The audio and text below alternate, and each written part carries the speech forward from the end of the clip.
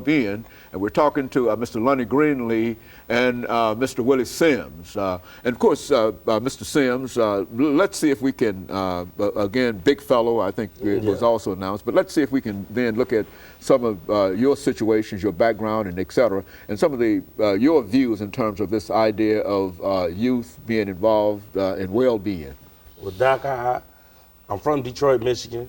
Been down here since about 1999, came to go to school. And really, man, I playing on what Lonnie was saying, they don't really give us a chance to be involved in any conversation. I'm 29 now, so as I'm getting older, I feel like people let me kind of more in. They feel like I'm old enough to be in the room, but when I was 21, I had a very valid opinion based on where we was at that time, being 21, and you dealing with the problems of 21-year-olds and even younger, but you don't ever, like you say, you don't want to talk to the kids. You want to go figure it out for them, and they not hearing anything you saying because it's not making sense. And you're not providing, you say there's no answers. It's all problems, no solutions. You're not providing them any money, and it's like if you're not giving them any money, any guidance, or spending time with them, how you gonna tell them something? They're not gonna listen to you.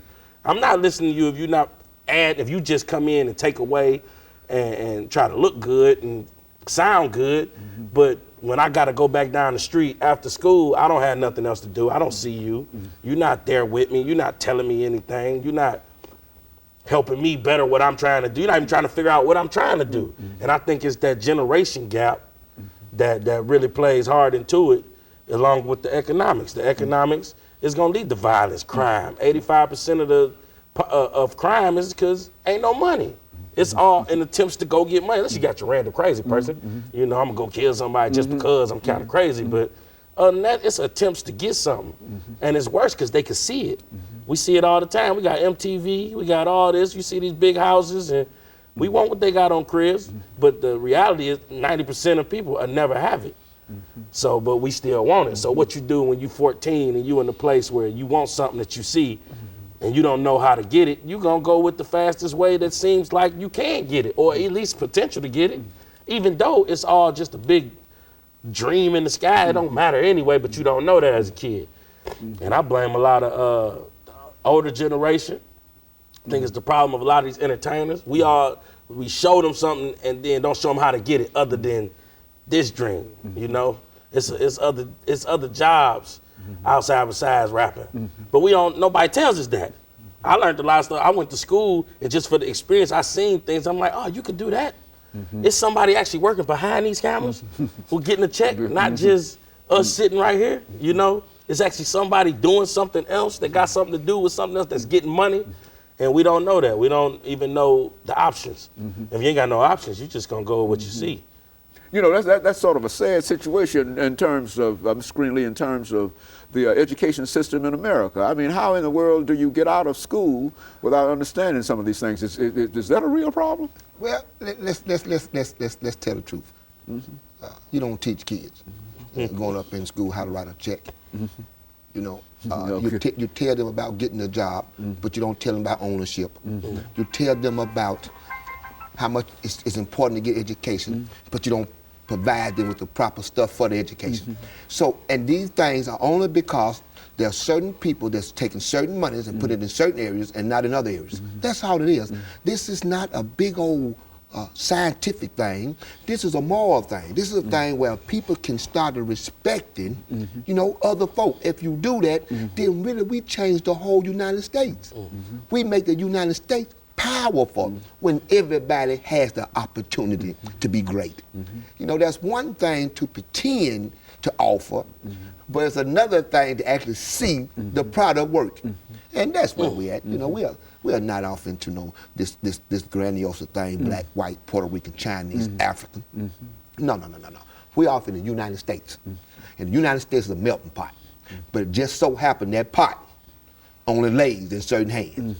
And I don't care if you're white or black, it's greed. You know, when it's greed, it's greed. You know, why would I want to have $20 billion and then right around the corner, I have devastation, like third world countries? You know, until we get to that point, there's a lot of this stuff we're just going to be throwing in the wind. And then, you know, they say, well, it didn't work, we give enough money. But I've seen programs where they gave you money to fix the problem. Once you fix the problem, now you're not qualified for the money anymore. Yeah, I understand. Explain that. Huh? Explain that. That you get a grant to do something with, and then once you are able to achieve what the grant is all about, then they won't give you any more money to deal with the grant. Okay, man. Listen, as long as you're showing some research and things, but you haven't done anything, then you're still qualified.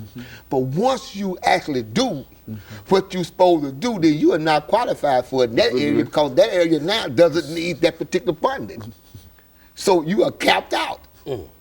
This happens all over the United States. But what I have to say to you and to your audience is, when are we going to match that money? See, if the man give me $150,000 to do something with, what's happening with my other part of it when that runs out to keep me moving? So we keep crying and begging somebody else for their money. But when it's time, we won't even put our own money in it to fix our own problems. So that's what I want to talk about in this next segment. You know, these things that we must do as a whole for our own individual self. And that's what we have. Well, let's. I think we've got time in this segment to start that off. I mean, because I think that's intriguing. You say you've got some things that we must do. What are some of the things that we would? First of all, you have to quit knocking on somebody else's door in his house trying to change his rules. That's automatic. When are we going to build a house that states the rules that we want to set? We know that we have a United States, but we also have Africans, Asians, Mexicans, Jewish people, German people, white people, okay? And each one of those people have their own systems and their own standards. So what I'm saying, to me, is being a black man, African American, whatever you want to call me, when do I build me a system where folk can come in and assist me instead of me always asking for a handout and always begging? I'm demanding that a man let me in his house to change his rules? What man gonna come to my house and change my rules in my house? There's no way in the world. I can try all I want to be equal with you, but when you come in my house, man, there's no way in the world you finna be just like me. There's just no way it's gonna ever happen.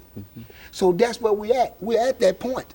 We're at that point is, let's quit begging. Let's do something where people have to assist us at. Very good. And of course, we're getting ready for our second commercial break, but that second break. But that idea of self-help is something that we want to follow up at the end of this segment and begin the next segment. And we'll be back with our audience following this very, very short commercial break.